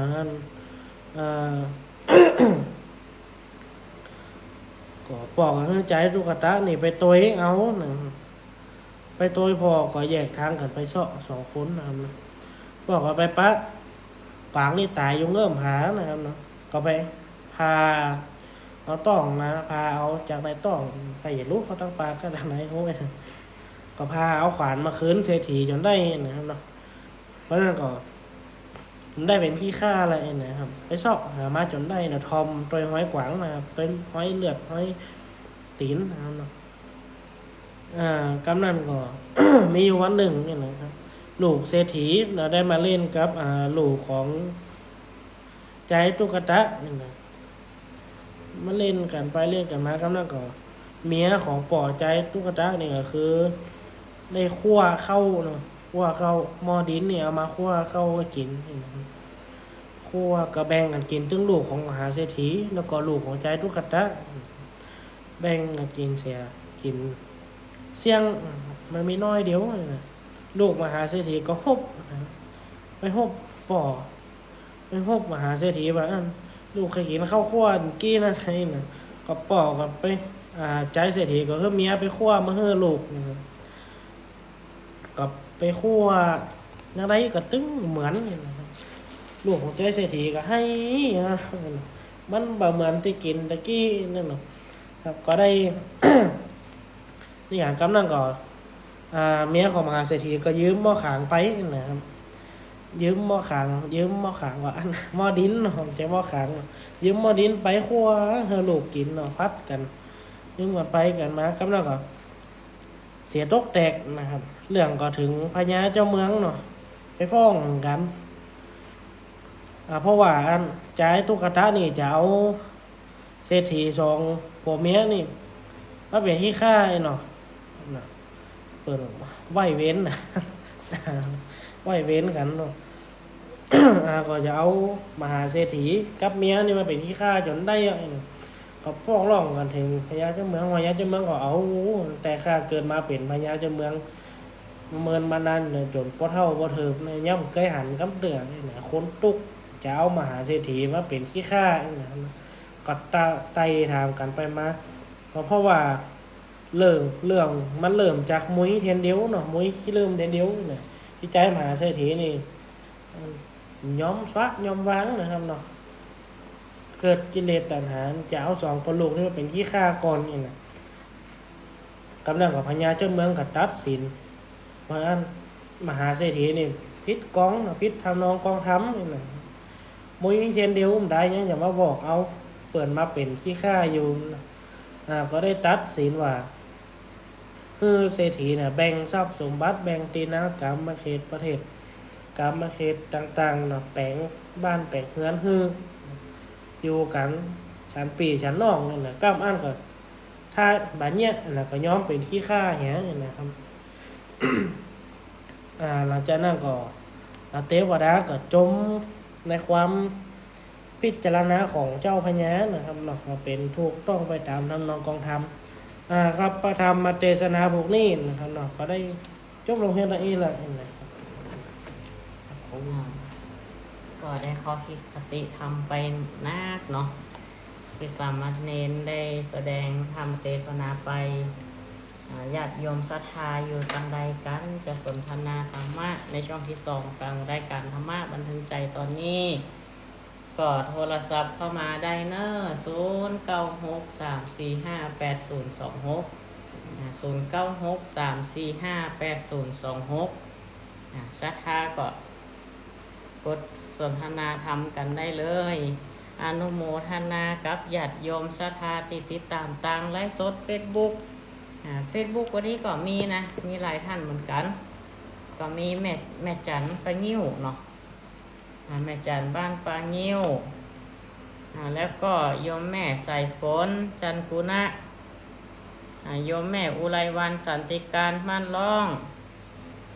นี่คนติดตามรับฟังทางไลฟ์สดเป็นประจำหรอทางไลฟ์สดก็คือวันนี้นี่เครื่องตังเครื่องส่งตังเบี้ยงปลาเป้าคัดคล้องสาขาเครื่องส่งคัดคล้องก็เลยบ่ได้ยินกันนอกจากจะฟังผ่านทางไลฟ์สดทาง Facebook อันเดอร์ญาติโยมเดี๋ยวสัปดาห์หน้าก็จะเป็นช่วงของรายการธรรมะบันเทิงใจเราก็จะมาอู้กันต่ออู้กันไปในเรื่องของหลักธรรมต่างๆนั่นยังเจ้าเตรียมตามกองนี่ก็เป็นการที่นำทำกำเมืองมาเตศเป็นการฝึกหัดโดยดังกรรมบาลีบทบาททันโตเศรษโธมนุษย์เสสุในหมู่มนุษย์ผู้ฝึกตนเป็นผู้ประเสริฐแต่ว่าก็ได้บรรยายธรรมะในเรื่องของการพัฒนาใดๆก็ตามจะไล่ค่าห่างพัฒนาคุณธรรมการศึกษาก็เหมือนกันเขาจะพัฒนาการศึกษาก็ต้องพัฒนาด้านของคุณธรรมคุณความดีความเกื้อกูลอยู่ร่วมกันเพราะว่าแบบมันเป็นธรรมชาติเป็นพื้นฐานของการอยู่ร่วมกันเหมือนปีหูสองน้องหูหนึ่งจึงสำเร็จเหมือนกับว่าสถานการณ์เมื่อใดที่เขามีภัยเกิดขึ้นตอนนี้อย่างจังใหม่เนาะเรื่องกับปกติหมดละจังใหม่เนี่ยน้ำยังท่วมอยู่ก็มีหลายภาคส่วนมีหลายหน่วยงานมาร่วมกันเพื่อความช่วยเหลือทั้งแห่งกายแห่งใจเหมือนจะลดลงไปสักหน่อยแล้วเริ่มลดไปแล้วเนาะครับเริ่มลดก็ติดตามข่าวสารตั้ง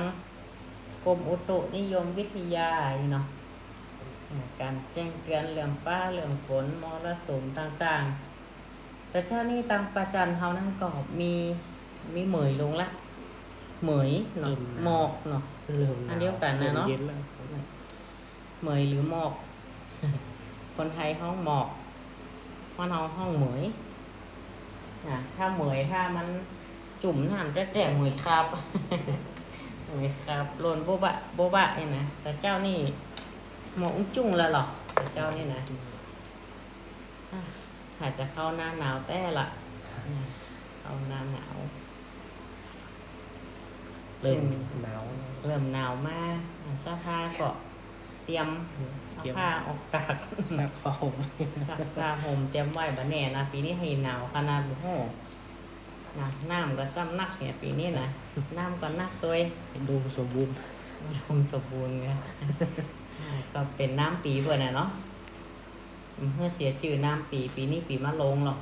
ปีหนักหูใหญ่หรอกปูหน้ามันหักไปหน่อย ปูหน้ามันหักแล้วเราลองสังเกตพอ2-3 ปีก่อนนี้แห้งแล้งกันน่ะช่วงมีนาเมษานี่เอาแต่ละบ้านแต่ละหลังนี่ขอน้ำกันเอาน้ำตวงเกยกันหน้าบ้านหน้าจองประจันเขานี่นะปีอย่างชวดฉลูขานมูน่ะมูขานเคาะมูน่ะวันนี้มันป้อมักน้ำ ปีมูนี่ ปีมาลงมาพัดเท่านักเอ้ยนักขนาดอะถึงลมถึงพายุถึงฟ้าถึงฝนเข้าท่วมหลายปีหลายหนหลายแห่งเมียงก็เป้าสถานการณ์เขานี่ปกติหากูยางละถึงถนนหนกลางตอนนี้ก็ตั้งเชียงใหม่เนาะบางปีก็ลดแล้วก็กำลังล่างกันทำความสะอาดกันมือก็มีหมู่หน่วยงานหมู่จิตอาสาสภาต่างชาวบ้านเอกละอ่อนเยาวชนแต่ละกลุ่มละก้อนช่วยกันหรอกเป็นการพัฒนาเนี่ยเป็นว่าพัฒนาใดก็ตามจะไรค่าหาบ่พัฒนาด้านคุณธรรมมาจำเป็นว่าจะเป็นของเขาของเปิ่นของตัวบ่ยึดถือยึดเขาว่าเขาเป็นมนุษย์พร้อมกันเว้นไว้แต่เกิดด้วยกันมีต่างคนต่างจิตต่างคนต่างใจแสดงน้ำใจไมตรีให้กันและกันนั่นนะช่วยแก้ปัญหาการประพันธ์พ้นวิกฤตต่างๆไปได้ด้วยดีก็เพราะอาศัยธรรมอาศัยคุณธรรมที่อยู่ในจิตใจอาศัยจิตสาธารณะก็คือจิตที่หมู่มั่นประกอบไปด้วยความหันอกหันใจกรุณาความรักใคร่อินดูซึ่งกันและกันเกิดความสงสารจึงเข้าไปช่วยเหลือที่ว่ากรุณาเป็นห้องว่ามุทิตาธรรมพรหมวิหาร4เมตตากรุณามุทิตาอุเบกขานั้นก็คือการวางเฉยการวางเฉยนี่มันได้หมายถึงวางเฉยจากหน้าที่การงานนะต้องวางให้ถูกเนอะมันจะว่าเนี่ยอย่างสักอย่างวางเฉย งานก่อมเนี่ย มีงานยังก่อมรับผิดชอบได้ตำแหน่งได้ก็บัดทำหน้าที่ของตนคำว่าอุเบกขานี่ต้องใจเพื่อถูกตัวเบกขาธรรมก็คือวางเฉยแน่นิ่งสละแล้วจากความโลภความโกรธความหลงมาเข้าไปยึดในโลกกระทำทั้ง8เพราะว่าสิ่งเหล่านี้มันเป็นสิ่งที่อยู่คู่กับโลกที่เขาต้องประสบพบเจอแต่อย่างเมื่อมันได้สร้างอิทธิพลต่อจิตใจของเขานั่นได้แก่มีอย่าไปหลงงมงายกับมียศเสื่อมยศมีลาภเสื่อมลาภมีนินทามีสรรเสริญในสุขในทุกข์ก็ให้เขาเข้าไปยึดไปถือเนี่ยวางเฉยจากสิ่งเหล่านี้บางทีบางครั้งก็เรื่องของการซุบซิบนินทาว่าร้ายซึ่งกันและกันให้วางใจเป็นกลางให้วางใจเป็นกลางพร้อมให้อภัยซึ่งกันและกันยกออกประเด็นอย่างต่างๆเอาไว้เห็นก่อนยามบ้านเมืองมีภัยก็ออกมาช่วยกันสามัคคีกันเรียกว่าเป็นธรรมตีอยู่ในจิตใจบุคคลซึ่งก็เป็นคุณสมบัติของคนไทยเขาแต่นะยังกับวันนี้พอข่าวขอประกวดมิสแกรนด์ไทยแลนด์เนาะตีไปจัดที่กัมพูชาก็ปิกมาจัดบ้านเฮาเนี่ย ก็โดยเหตุผลต่างๆหลายอันหลายอย่างความพร้อมต่างๆนานาแต่ละตีก็มองว่าโอ้คนไทยประเทศไทยเขานี่พร้อมหลายสิ่งหลายอย่างว่าทำประเพณีมีเอกลักษณ์อัตลักษณ์ของตนมีความมั่นคงข่าวนี้มันแผ่ไปเนาะผมจะว่าเขาไปชอบพอมใช่นะเขาเคลียร์พอมันก็จะมีเนาะใน Facebook ข่าวสารบ้านเมืองตีจะต้องย้ายมาจัดตีประเทศไทยเขาอย่างเก่าเพราะว่าพื้นที่สภาพแวดล้อมมันบ่เอื้อต่อการจัดบ่เอื้อต่อตีจะจัดกิจกรรมต่างๆโอ้บ้านเฮานี่มันเอื้อหมดหรอกสถานที่เรียนรู้ตั้งแต่ชุมชนสถานที่เรียนรู้วัฒนธรรมขนบธรรมเนียมอย่างเวียงกะหลงก็มีศึกษาเรื่องประวัติศาสตร์ศึกษาเรื่องของเครื่องกับเครื่องปั้นไปตั้งเพลงเป้าเห็นก็เป็นการศึกษาความเป็นไปเป็นมาหรือว่าชุมชนต่างๆศึกษาการตั้งลกลากการตั้งถิ่นฐาน การอพยพอย่างใดมีประวัติศาสตร์เป็นมาอย่างใดก็เป็นแหล่งได้ศึกษาเรียนรู้และตลอดถึงศึกษาเรียนรู้ในเรื่องของธรรมชาติ เส้นทางการเดินป่า ธรรมชาติสิ่งแวดล้อมเศรษฐกิจพอเพียงเบียกว่าเป้านี่มีของดีหลายสิ่งหลายอย่างแล้วตลอดถึงเรื่องของเศรษฐกิจอย่างสินค้าแต่ละขึ้นชื่อแต่ละตำบลเนี่ยนะแต่ละตำบลตั้งแต่ใต้ถึงจดเหนือก็มีคงความเป็นเอกลักษณ์อัตลักษณ์ไว้ในแต่ละชุมชนก็ได้รวบรวมเอาไว้ก็เป็นแหล่งศึกษาหาความรู้เรียนรู้ได้ตลอดเวลาเพราะความรู้นี่มันบ่ได้จำกัดเฉพาะในอยู่ในห้องเรียนให้มันสามารถที่จะเป็นประสบการณ์ให้กับชีวิตประสบการณ์การเรียนรู้ที่บ่มีสิ้นสุดความรู้นี่บ่เพียงแต่เฉพาะตำรามาวัดผลวัดอย่างกันแต่มันเป็นทักษะตัวเป็นห้องว่าทักษะทางอาชีพทักษะการใช้ชีวิตทักษะคือความชำนาญความการผ่านการฝึกฝนความเชี่ยวชาญเหมือนกับศรัทธาญาติโยมพ่ออุ้ยแม่อุ้ยเฮาหันอย่างไปสลากวัดป่าแดงก็หันกลุ่มจังฟ้อนหลายกลุ่มด้วยกันเปิดมาฟ้อนมาลำมาแสดงกันของก็ลำแนวอีกก็ของก็ตามฟ้อนเล็บของก็ฟ้อนอย่างทำนะฮาริบุญชัยกันวันนั้นยินทำนองเพลงนะฟ้อนวี ฟ้อนวีเนาะฟ้อนวีฟ้อนผางฟ้อนผางพติก็มีหลายทำนองนะฟ้อนผางพติแต่อย่างว่าดอนจันเขาก็มีฟ้อนเพลงพันดอกประกอบเพลงของวัดดิจัดรายการกล่องสะบัดใจประกอบท่วงท่าของฟ้อนกายลายมีตึงกายลายของสะบัดใจตึงประกอบเพลงดนตรีกายลายตัวก็เป็นการฝึกฝนการพัฒนาด้านศิลปะวัฒนธรรมเป็นห้องว่าการแสดงศิลปะพื้นบ้านล้านนาก็มีความเชี่ยวชาญความชำนาญความถนัดยังเป็นกลุ่มเป็นชมรมมันนะตั้งใต้ตั้งเหนือก็กลุ่มผู้สูงอายุด้วยเปิดมาออกมาทำกิจกรรมกันอย่างญาติสลายญาติโยมมีความสุขจะตายอยู่บ้านหนังก็งกหนังเศร้าหนังนั้นหิมได้บางเดือจมเพื่อลูกเพื่อหลานได้บางเดืองอมเงาหาวนอนเงาอยู่กกงกบ่ฮู้จะไปจังใดถ้ามีโรงเรียนผู้สูงอายุนี่มาร่วมกันทำกิจกรรมอารมณ์การพัฒนาความสุขทางอารมณ์มันได้เป็นห้องว่า EQ ประกรรมใหม่นะห้องว่า EQ พัฒนาด้านอารมณ์แล้วมันจะได้ IQ ไปด้วย IQ เกิดจากอย่างเพราะงานตัวอย่างมันต้องมีปัญหามันจะมีข้อบกพร่องมีที่ไหนมีห้อยหัวหลังคาได้หัวมันมีอยู่ที่เขาแก้ปัญหาจะได้ช่วยกันแก้ยังได้ไปซ้อชุดตั้งได้มาจะเนี่ยได้เพื่อตั้งกลุ่มตั้งเป็นกลุ่มเป็นคณะขึ้นมาฮัดมาฝึกจะศึกษาเป็นหยังจะเรียนรู้อันหยังมานั่งมานั่งกันประชุมมันต้องมีปัญหามาปัญญาเกิดถ้าปัญหามีเกิดปัญญาพระพุทธเจ้าตรัสรู้เพราะอย่างเพราะปัญหาเพราะปัญหามาก่อนปัญหาที่เขาต้องเกิดปัญหาต้องเวียนว่ายแต่เกิดปัญหาที่ต้องแก่ปัญหาที่คนเขาได้เจ็บป่วยล้มตายแล้วก็พระพุทธองค์ก็ทรงคิดเอามามองทะลุผู้โกงถึงปัญหาทั้งหลายเนี่ย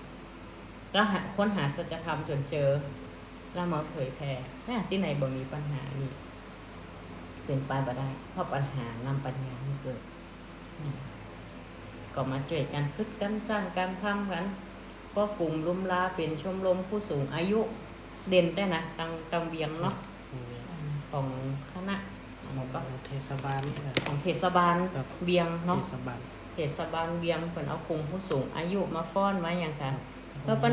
จะถามสามเณรก็อยู่วัดศรีสุพรรณเนาะวัดศรีสุพรรณมาก่อนแล้วก็เป็นยังได้กัน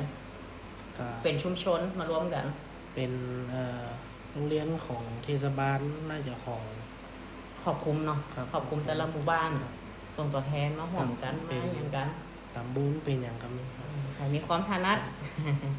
การไหลการล่ำการฟ้อนมีความสุขเนาะโรงเรียนต้นเป้าเองครับโรงเรียนต้นเป้าต้นเป้าอยู่ที่ไหนฮะชื่อโรงเรียนเปิดครับชื่อกลุ่มชื่อกลุ่มโรงเรียนผู้สูงอายุต้นเป้าเปิดตั้งกันเนาะ ก็ม่วนครับ ม่วน ดั ดั ง ง ลำทำเพลงกัน ครับ ข้างหนักอะอยู่บ้านก็ง้อมเอามาได้ก็อบรมอ่ะหนังเราก็โง่ก็บ่ไหวเนอะ เอามาทำกิจกรรมกันเนี่ยยังวัดบ้านเฮาก็เหมือนกันก็อาศัยสำเนียงช่วยฝึกจะสอนตัวเองเนาะมันของสบัดใจเปิดแก็บเปิดอย่างไปแต่ก็ปอครูมันเมื่อนไปก็ได้ปิกมาสอนแม่ครูก็มาสอนเป็นทั้งเท้าได้มาช่วยกันพอกันก้อยละอ่อนได้ฝึกฝนพัฒนาการศิลปะการเรียนรู้โดยเฉพาะฟ้อนเมืองเขาเนี่ยมันเริ่มหายไปละมันมีมาอย่างทองมันเริ่มมาอย่างหอกมาปะมาป่นไปว่ามันเดี๋ยวนี้นะ ครับ อยากให้อนุรักษ์เนาะการฟ้อนพื้นเมืองเขามันมีจัดหลายอย่างใช่กับฟ้อนเล็บ มีปลาเลิก กระตุ่มมงนะแต่ฟ้อนเล็บเป็นเอกลักษณ์ของภาคเหนือเขาอนุรักษ์เอาไว้มันก็จะมีกะทำนองเดียวก็หลายทำนองตกเซ็งก็มีฟ้อนตกเซ็งว่ะฟ้อนอหยังไงมาฟ้อนคีฟ้อนนี้หลายอย่างผางฟ้อนผางแล้วก็มีการฟ้อนประยุกต์อะไรอย่างก็ว่ากันไปฟ้อนประยุกต์ฟ้อนดามฟ้อนเจิงอ่ะ เกี่ยวทุกเพลงนะครับท่านเหลืองฟ้อนนี่ครับอยู่ดีประยุกต์นะครับ ยุติประยุกต์เนาะยุติประยุกต์ประยุกต์เอาเพื่อเหมาะสมกับท่วงท่าทำนองเพื่อเหมาะสมกับวัยจะเอาไปแด่นไก่ลายคนเท่าเนี่ยไปไก่ลายนี่มันจะบ่ไหวก็ไปตีกองสะบัดใจฟ้อนเจิงอยู่บ่ไหวอ่ะ ก็ปั๊บเอา อันนี้ก็ต้องไว้เป็นของละอ่อน ครับ ละอ่อนก็โอจากันมากก็พอสมควรเก็บเวลาสถาญาติโยมรายการธรรมะบันเทิงใจในช่วงตอนเย็นวันนี้ก็2 องค์ทุกเจ้าตนเน้นตนธรรมาภาพพระครูประหลัดนรพงศ์ทิตะอุดสิริเจ้าวัดดอนจันทร์พร้อมกับสามเณร สามเณรศิริราชหลวงโพธาครับ ก็ได้มาจากรายการพุทธสภาญาติโยมในช่วงของวันอังคารวันนี้ที่ตามกันใหม่ทุกๆวันจันทร์และวันอังคารเวลาเดิม 18:10 จนถึงเวลา 2 ทุ่มวันนี้ก็พอสมควรเก็บเวลาละจะได้พักรายการไว้เพียงเก้าอี้ก่อนพร้อมอวยพรให้ทุกท่านอยู่ดีมีสุขรักษาสุขภาพเมื่อมันคงแข็งแรงเหมือนกันกูคนการแสดงพระธรรมเทศนาพอสมควรเก็บเวลาขอยุติลงไว้เพียงเท่านี้เอวังก็มีด้วยประกาศชนีเจริญพรเนอ